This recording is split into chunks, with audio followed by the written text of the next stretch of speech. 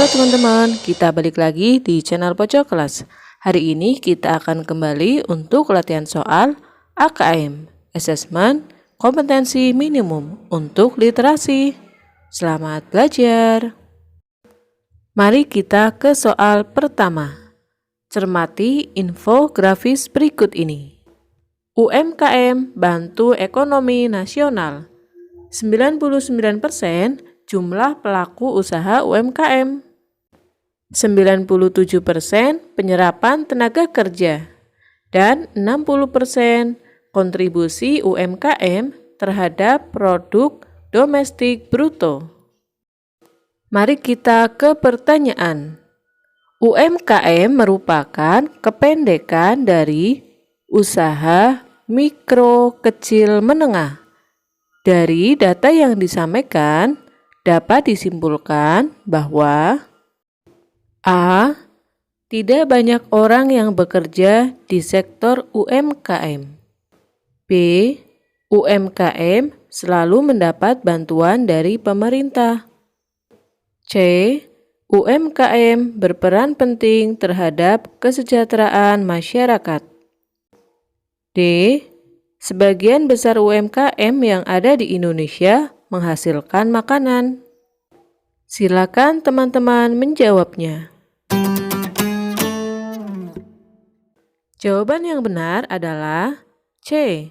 UMKM berperan penting terhadap kesejahteraan masyarakat. Berdasarkan data, di sana banyak sekali penyerapan terhadap tenaga kerja UMKM dan juga berkontribusi dalam produk domestik bruto. UMKM juga tidak hanya menghasilkan makanan, namun banyak sekali produk dari UMKM. Masih seputar poster yang tadi.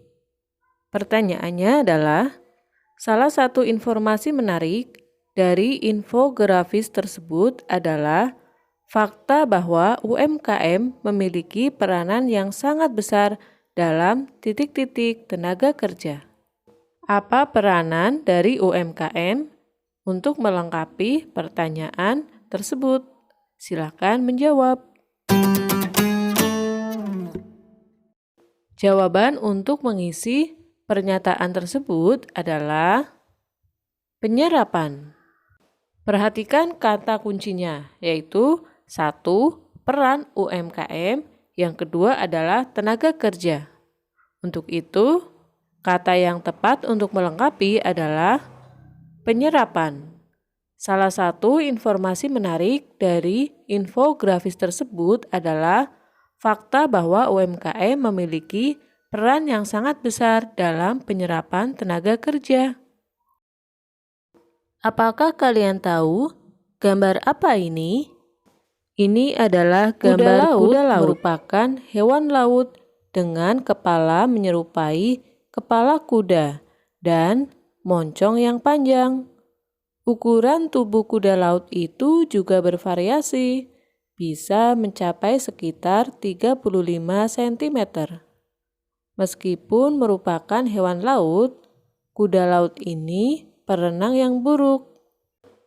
Ia memiliki kecepatan berenang sangat lambat. Ini disebabkan oleh keunikan bentuk tubuhnya yang tegak. Keunikan tubuhnya yang tegak juga membuat ia berenang secara vertikal, bukan horizontal seperti ikan lainnya. Selain keunikan pada tubuhnya, kuda laut ternyata memiliki cara berkembang biak yang unik. Kuda laut betina meletakkan telur-telurnya ke dalam kantung yang terletak di perut kuda laut jantan. Kuda laut jantan juga membawa telur-telur itu kemanapun ia pergi. Setelah beberapa lama, tibalah waktunya melahirkan. Kuda laut jantan membuka kantung di perutnya. Kemudian ratusan bayi kuda laut berhamburan ke laut. Sayangnya dalam ratusan kelahiran bayi kuda laut, hanya beberapa saja dapat bertahan hidup hingga dewasa dan berkembang biak.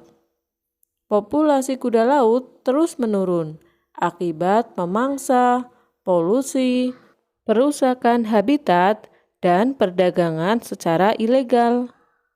Pertanyaan: pilihlah pernyataan-pernyataan yang sesuai atau tidak sesuai dengan bacaan. Pernyataan yang pertama: kuda laut berkembang biak dengan cara bertelur. Sesuai atau tidak sesuai? Jawabannya adalah sesuai. Karena kuda laut betina bertelur, lalu telurnya tersebut diletakkan dalam kantung kuda laut jantan. Pernyataan yang kedua: kuda laut memiliki kemampuan berenang yang buruk. Silakan dijawab, sesuai atau tidak sesuai. Jawabannya adalah sesuai. Walaupun kuda laut adalah hewan laut, namun mereka berenang secara vertikal, bukan horizontal, sehingga menyulitkan mereka dalam berenang. Pernyataan yang ketiga: kuda laut memiliki bentuk kepala menyerupai kepala kuda dan moncong yang pipi. Sesuai atau tidak sesuai dengan bacaan? Jawabannya adalah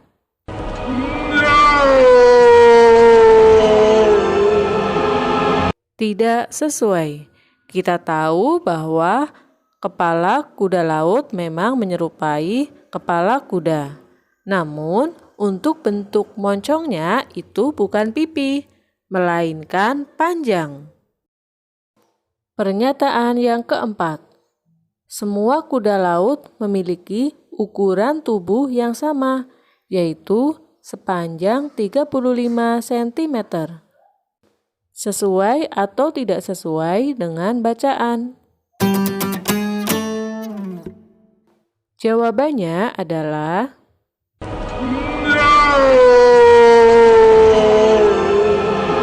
tidak sesuai, karena ukuran tubuh kuda laut bervariasi dan dapat mencapai 35 cm. Teman-teman, silakan baca sendiri teks informasi ini dan nanti silakan dikerjakan untuk pernyataannya. Berikut teks informasinya. Mengintip cerita di balik makanan lemper. Lemper adalah makanan khas Indonesia yang banyak ditemukan di daerah Jawa Tengah, Yogyakarta, dan Jawa Timur. Lemper terbuat dari beras ketan dan diisi oleh abon sapi atau daging ayam. Pada awalnya, lemper tidak diisi abon sapi atau daging ayam karena mahal. Dahulu, lemper diisi kelapa muda yang dimasak seperti abon atau serundeng yang disebut gepingan. Perhatikan gambar di samping untuk mengetahui proses pembuatan lemper. Saat ini ada lemper yang dibungkus dengan plastik. Selain itu, lemper sekarang tidak selalu dikukus. Selain itu, lemper sekarang tidak selalu dikukus, tetapi bisa juga dibakar agar lebih harum. Namun bahan dasarnya tetap sama, yaitu beras ketan.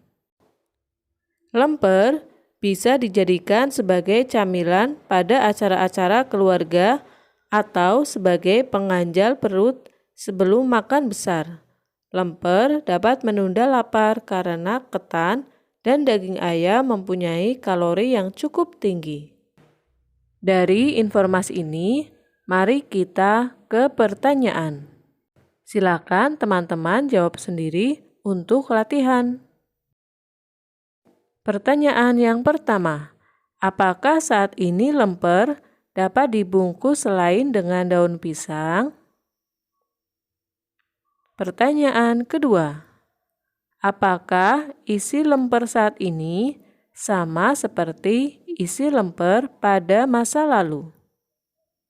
Pertanyaan ketiga, Apakah cara memasak lemper saat ini selalu dikukus? Pertanyaan keempat, apakah lemper hanya dibuat dari beras ketan? Silakan teman-teman kerjakan sendiri. Selamat mencoba. Sampai di sini dulu untuk pembelajaran hari ini. Sampai jumpa dan tetap patuhi protokol kesehatan dengan cara memakai masker, mencuci tangan, menjaga jarak, menjauhi kerumunan, dan tetap di rumah saja.